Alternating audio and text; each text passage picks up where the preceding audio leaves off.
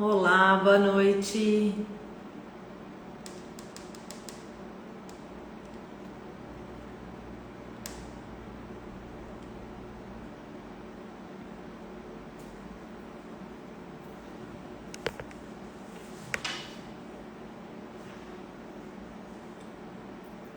Boa noite a todos. Vamos aguardar uns minutinhos para que todos possam entrar.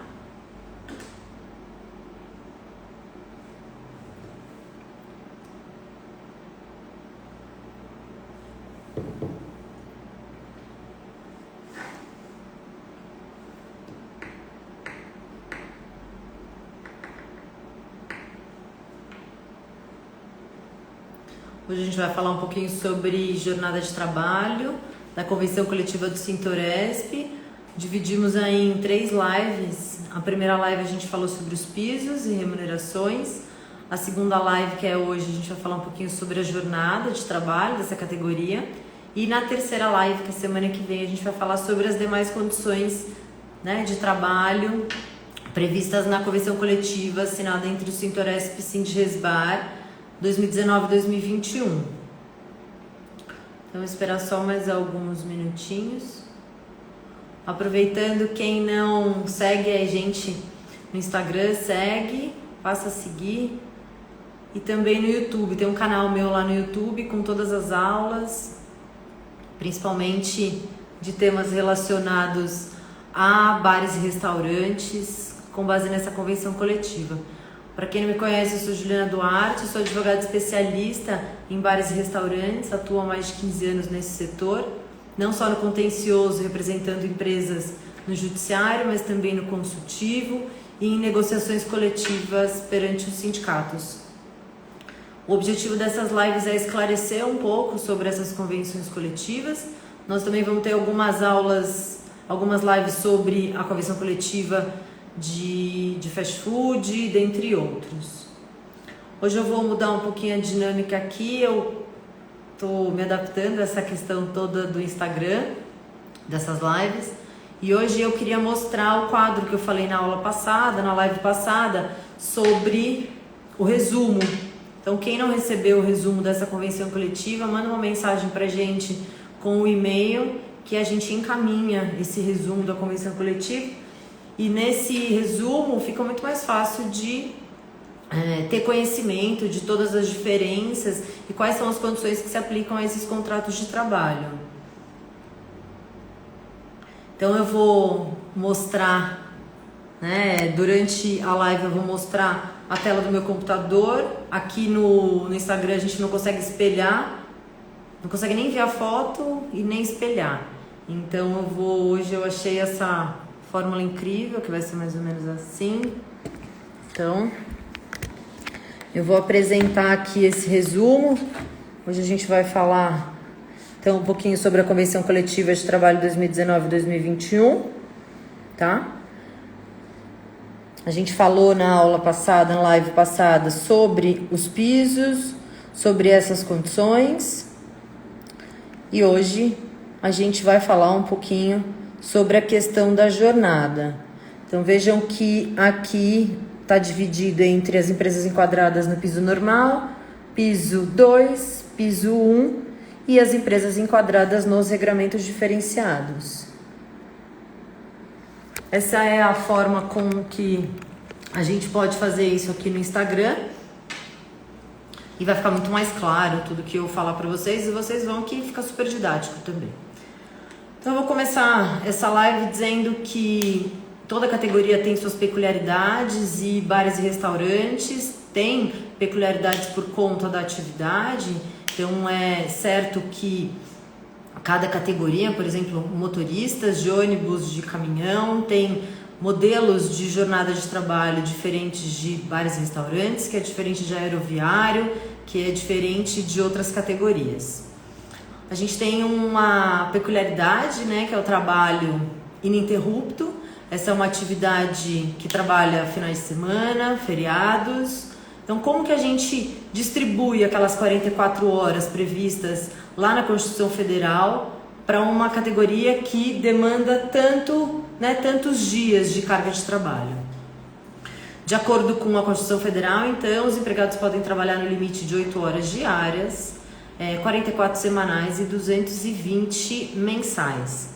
Então, a forma é como a gente distribui isso, como a gente controla isso. Se eventualmente o empregado trabalhar além desse horário, o que acontece, o que deve ser feito, como a gente pode trabalhar esse regime de horas extras eventuais trabalhados pelos empregados. Então, é sobre isso que a gente vai falar um pouquinho hoje. Importante esclarecer, gente, que o limite de 8 horas, 44 semanais ou 220, ele tem o objetivo de preservar a saúde do trabalhador. Não é saudável, né? São 8 horas para dormir, 8 horas para trabalhar e 8 horas nos outros setores da vida, né? Lazer, família. Então, esse tem um objetivo. Então, ninguém pode ser contratado para trabalhar 10 horas. Não, a gente tem que contratar os empregados para trabalhar até o limite de 8 horas diárias ou até o limite de 44 horas semanais ou 220 mensais. Portanto, se o trabalhador, né, tiver uma jornada superior a essas 8 horas, por exemplo, aí essas horas excedentes vão ser tratadas como horas excedentes. E o que fazer com elas? Então, vamos lá. Existem modalidades de contratação que se enquadram bem aqui nessa categoria, né? Que é o quê? Que é a contratação dos empregados mensalistas. Você contrata o empregado por uma jornada de 220 horas. Você precisa desse empregado por 220 horas. Ou não, Juliana, eu não preciso de um empregado, por exemplo, a pessoa que cuida da balança durante o horário do almoço, o horário do atendimento.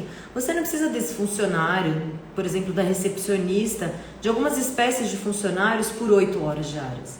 E aí a gente tem a outra modalidade de contratação, que é a contratação dos horistas.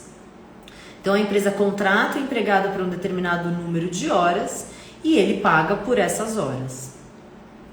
Então o empregado que trabalha 220 horas mês, ele é mensalista, ele vai receber o piso da categoria, o piso mensalista. Já o empregado horista, ou seja, aquele que é contratado para trabalhar um número determinado de horas, que tem que estar no contrato, tá, gente? Tem que estar lá um contrato de horista e um contrato de mensalista. Esse empregado, ele vai receber pelas horas efetivamente trabalhadas. E mais, né, somando o descanso semanal remunerado. Então, a convenção coletiva, ela prevê aí a modalidade da contratação do horista ou do mensalista. E na hipótese do horista, a gente tem aí um valor de salário hora. Então, por exemplo, vamos pegar aqui, ó, a empresa enquadrada no piso 1, ela tem um salário hora de R$ 5,59. Então, se o sujeito trabalhou 50 horas, você vai multiplicar 50 por 5,59, mais o descanso semanal remunerado. É importante isso, o descanso semanal remunerado é além das horas trabalhadas, tá? O que a convenção traz de diferente com relação ao horista? Ela permite o horista? Permite. Só que ela impõe alguns limites. Você tem que garantir um mínimo de horas para esse horista. Então, por exemplo, a empresa enquadrada no piso 1, no piso normal, está vedada a contratação de horistas.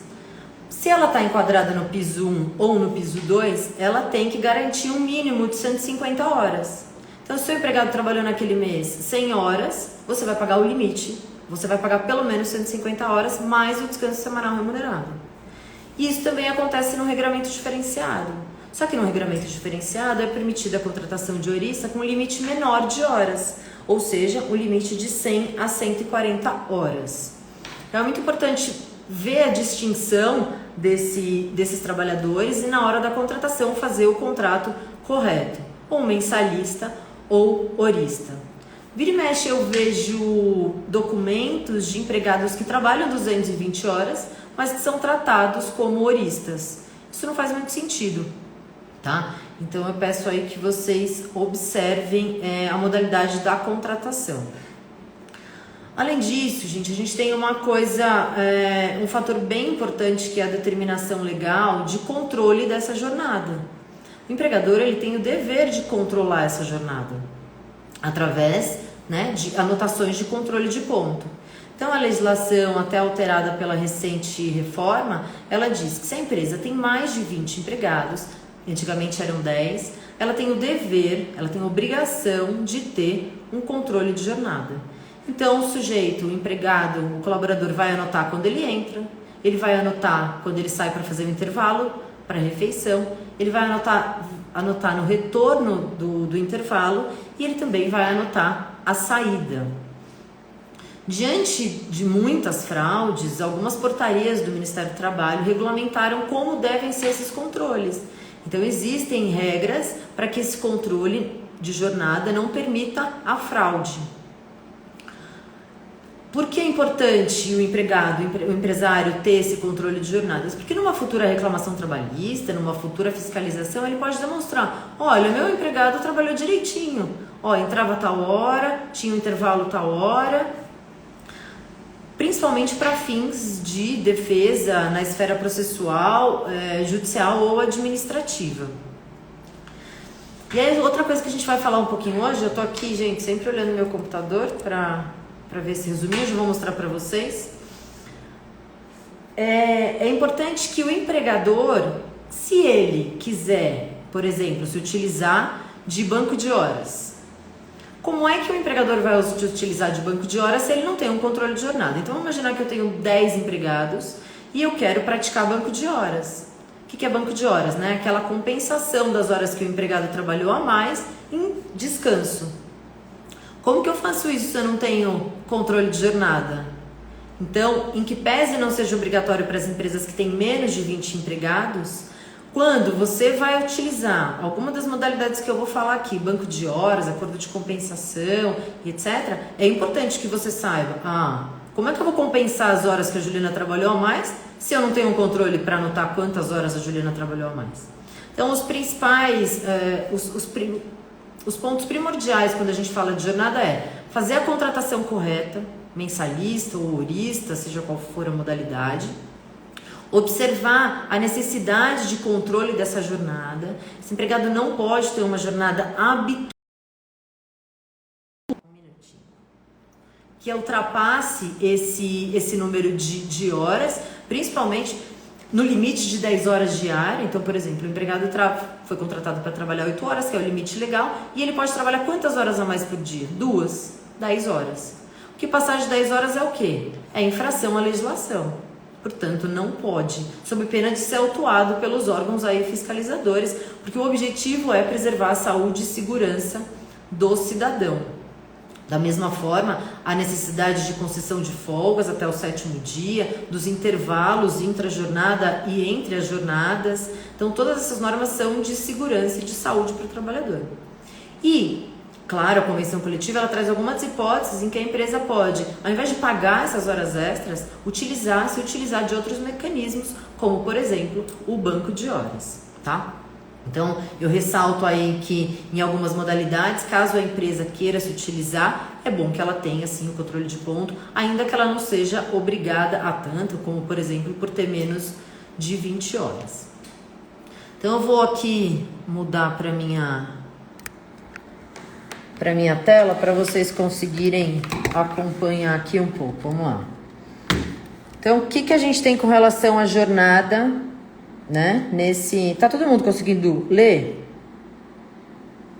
Com relação à jornada, a gente tem, olha, por exemplo, se a gente pegar o adicional de horas extras, a empresa enquadrada no piso normal, ela tem um adicional de horas extras de 100%, ao passo que a empresa enquadrada no piso 1 e no piso 2, ela tem um adicional de 70%. E a empresa enquadrada no regramento diferenciado, que a gente também já falou lá na live passada como que a empresa se enquadra nesses regimes, ela tem um adicional de hora extra de 50%.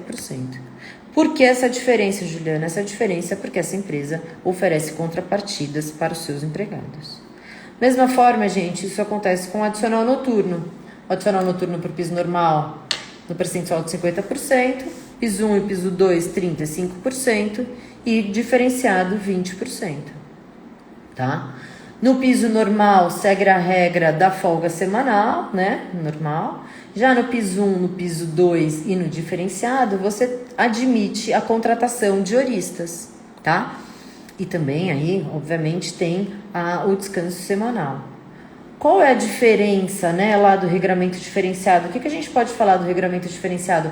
A gente pode falar que ali a empresa também pode se utilizar do regime em tempo parcial e da jornada 12 por 36. Você pode ter, eu já conheci alguns restaurantes que praticavam jornada 12 por 36 para todos os seus empregados ou alguns, que é aquele regime onde o empregado trabalha 12 horas ininterruptas, né, consecutivas e descansa 36. No piso normal, está vedada a contratação de empregados horistas a partir de 1º de julho de 2019, tá? E no piso 1 e no piso 2, como eu disse para vocês, permitida a contratação garantindo um mínimo de 150 horas. E já no regramento diferenciado, a gente tem a permissão da contratação de horistas com um mínimo de 100 a 140 horas. No piso normal, está vedada a utilização de banco de horas. No piso 1 e no piso 2, essa compensação do banco de horas, ela tem que ser feita num prazo de até 90 dias e no regramento diferenciado 1 ano. Aqui vale a pena trazer alguns esclarecimentos. Então, vamos imaginar que o empregado trabalhou nesse mês 20 horas a mais pelo banco de horas, a empresa pode optar, ou ela paga como horas extras, né, e seus reflexos, ou ela faz a concessão de banco de horas, né, a aplicação do banco de horas com a concessão de 20 horas de descanso, né, dessas horas que extrapolaram como descanso. Nesse caso, as anotações de ponto devem demonstrar claramente quais foram as horas extras realizadas, trabalhadas, e quando foram concedidas folgas compensatórias, tá? Com relação aos intervalos, deixa eu falar aqui um pouquinho. Então, a gente tem algumas espécies de intervalo, né? O intervalo intra-jornada, ou seja, aquele dentro da jornada. Portanto, quando o trabalho do empregado ultrapassar 4 horas, você tem que conceder, até 4 horas você vai conceder um descanso para alimentação e descanso de 15 minutos. Passou de 4, gente... 6 horas, por exemplo, passando de 6 horas, até 6 horas você vai conceder um descanso de 15 minutos. E que passar de 6 horas você vai conceder um descanso de 1 hora. Tá? Essa convenção ela traz uma novidade aí, é que esse intervalo de 1 hora ele pode ser desmembrado em 30 minutos e 30 minutos de concessão e 30 minutos o empregado sai mais cedo. Aí ele sai mais cedo significa o quê? Que ele não pode praticar horas extras, tá? Então, a empresa que está no regramento diferenciado, ela está autorizada a fazer o desmembramento do intervalo para descanso e refeição de 1 hora para 30 minutos com a concessão de uma saída antecipada do empregado de 30 minutos. Entre uma jornada e outra deve existir o intervalo de 11 horas, né? Que é aquele descanso da hora que ele sai para quando ele volta. E a gente também tem nessa categoria o intervalo dilatado. Tem muitos restaurantes que utilizam que os empregados trabalham no almoço, geralmente atendentes e garçons, e aí eles têm um intervalo maior quando acaba o almoço e eles voltam para o jantar. Então esse intervalo ele pode ser maior, né, superior aí a 2 horas, até 4 horas, quando a empresa fica condicionada, obrigada a conceder plano de saúde para esse funcionário que pratica essa jornada, mais um dependente. Isso é muito importante. Caso isso não ocorra, essas horas que extrapolam, elas são consideradas como horas extras, tá? Com relação ao regime em tempo parcial, a gente tem visto aí a jurisprudência bem dividida com relação ao regime em tempo parcial. Então, é importante esperar, talvez, né, um pouco esse entendimento da constitucionalidade ou não do regime em tempo parcial, porque ela traz uma relativização grande de condições para este empregado. Com relação à jornada, esses são os principais pontos. Vou trazer aqui de novo para o meu resuminho. Quem não recebeu esse resumo, gente, manda uma mensagem com e-mail para que a gente possa encaminhar esse resuminho. Aqui tem os pisos, as situações, as demais cláusulas que a gente vai falar na aula que vem, na live que vem, o valor dos pisos, o valor do salário hora, dos reajustes. Essa planilha, esse resuminho aqui, ele ajuda bastante o contador na hora de aplicar a convenção aí em cada um dos seus estabelecimentos, tá bom?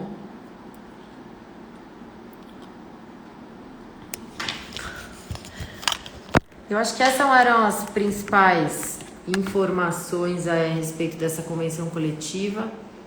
Eu gosto de ressaltar bastante que o controle da jornada de trabalho do empregado é dever da empresa, é importante que seja feito de forma correta, por meios, a convenção inclusive ela autoriza algumas empresas a utilizarem meios alternativos de marcação de ponto. Mas essas anotações elas devem ser idôneas, devem permitir que os empregados anotem de fato a jornada de trabalho realizada. Porque senão, a gente sabe o que acontece? A gente chega lá no seu trabalho, cheia de cartão de ponto no processo. Aí quando vai ouvir testemunha, o empregado não podia anotar a jornada correta dele, não anotava o intervalo, não fazia o intervalo corretamente. Então, o cartão de ponto ele tem que representar efetivamente a situação daquele empregado, a jornada dele, sob pena dele não servir para nada. Por exemplo, controle de ponto britânico. Existe um entendimento jurisprudencial dos tribunais de que controle de jornada britânico não tem valor nenhum. Então você chega um cartão de ponto para o seu advogado que o funcionário entrava todo dia às 7 horas da manhã. Quem que chega todo dia 7 horas da manhã ou no mesmo horário no trabalho? Então eu sempre digo, se a sua anotação não tiver um controle, não tiver uma anotação eletrônica disso, é importante que a anotação seja feita com os minutos para demonstrar que eu cheguei um dia 7h05, 7h03, 7h10, tá? Então isso daí é bem relevante. Um ponto interessantíssimo da reforma foi com relação ao intervalo entre a jornada, o intervalo para descanso e refeição. O artigo 71 recém-alterado, o que ele diz? Ele diz que se o empregado, vamos imaginar que ele tenha direito, ele trabalha mais 6 horas e ele tem direito a 1 hora de intervalo para descanso e refeição. 1 hora ininterrupta, gente, exceto se a empresa tiver aqui autorizada a fazer o intervalo reduzido, que é o intervalo de 30 minutos.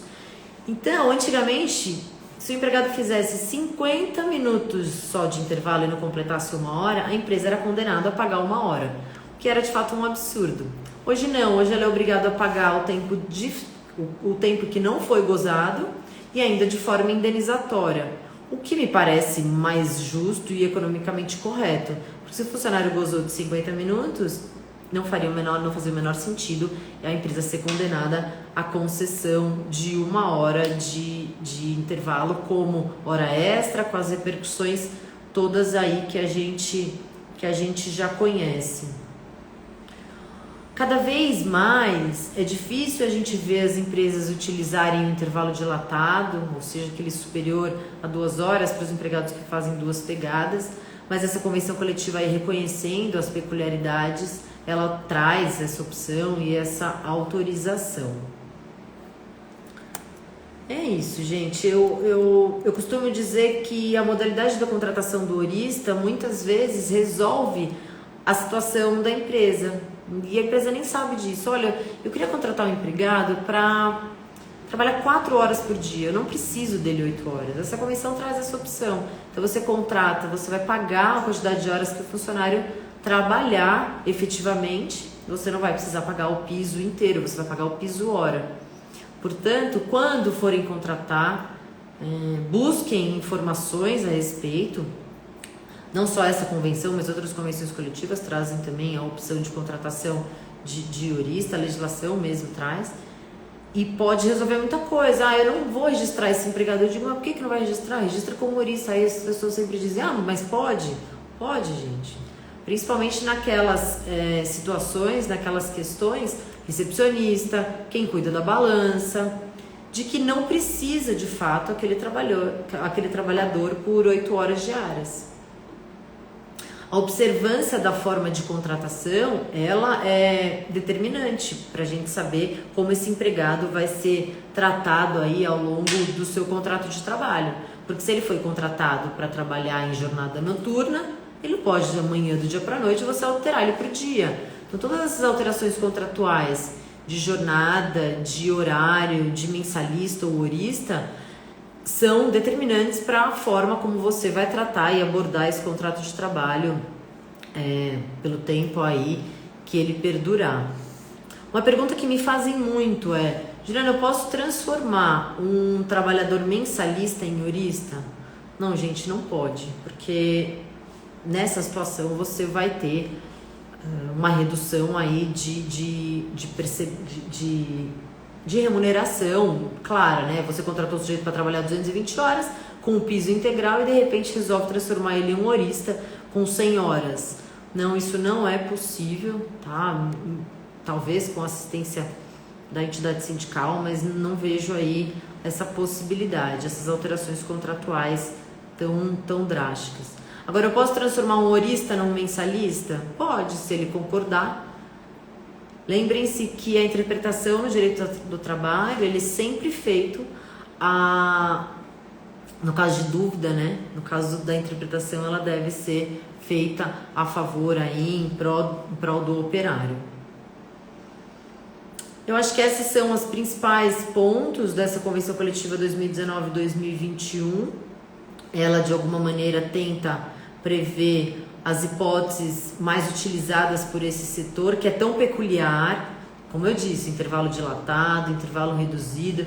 Eu já tive restaurante, né? Então a gente vê que o empregado não quer trabalhar meia hora. Vamos imaginar, já tive alguns restaurantes de almoço só. Então o que acontece nesse restaurante de almoço? O sujeito entra de manhã, 11 horas, 11h30 começa a servir o almoço, 3 horas esse empregado já pode estar em casa. Então ele não quer parar 1 hora para almoçar. O que ele quer fazer? Ele quer comer o quanto antes para sair mais cedo. Então essa possibilidade do intervalo reduzido é muito positivo por conta dessa peculiaridade do setor. Tá?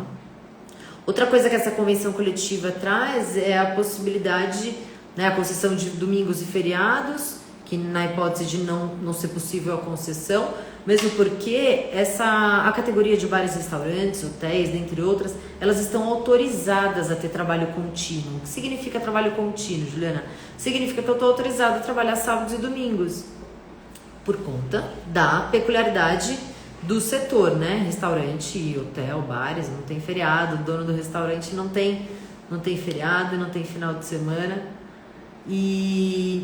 Mas a Constituição também diz que os empregados têm que gozar, a folga tem que ser preferencialmente ao domingo. Então, gente, uma folga ao mês, aos domingos, e o feriado, quando trabalhado, ou você paga 100% ou você concede também como domingo, ou você paga ou você concede aí uma folga compensatória.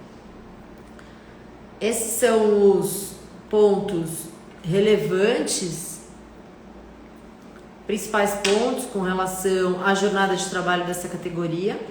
Caso vocês tenham alguma dúvida, eu fico à disposição aqui e também depois por mensagens. A gente tem um canal de dúvidas para contadores e empresários, então se você quiser participar desse grupo de WhatsApp, tanto de contadores quanto de empresários, manda uma mensagem para a gente com o número do seu celular, que você vai receber um convite. Pode também, gente, enviar o seu e-mail, o seu WhatsApp, para que você receba informações atualizadas dessa categoria e também do Plano São Paulo, das autorizações do governo do estado, da forma como esse setor está trabalhando durante a pandemia. É um setor muito afetado mesmo. Estima-se que mais de 30% dessas empresas vão encerrar suas atividades ou já encerraram suas atividades, e significam milhares de empregos, de postos de trabalho, de famílias desprotegidas por conta dos efeitos dessa pandemia. Amanhã mesmo o governador vai falar e a gente vai descobrir em que fase estaremos a partir da próxima sexta-feira. Então, quem quiser se manter informado sobre tudo que engloba esse setor, segue a gente no YouTube, segue a gente no Instagram, envia o e-mail, cadastra o telefone e vai estar sempre aí atualizado. Tá bom? Acho que era isso que eu tinha para falar hoje. Na semana que vem a gente vai falar sobre as demais condições. Juliana, o que são as demais condições? Como é o vale alimentação, vale refeição, plano de saúde é obrigatório, não é? Tem estabilidade de férias ou não tem? A gente vai falar um pouquinho de tudo isso, tá bom? Sibeli.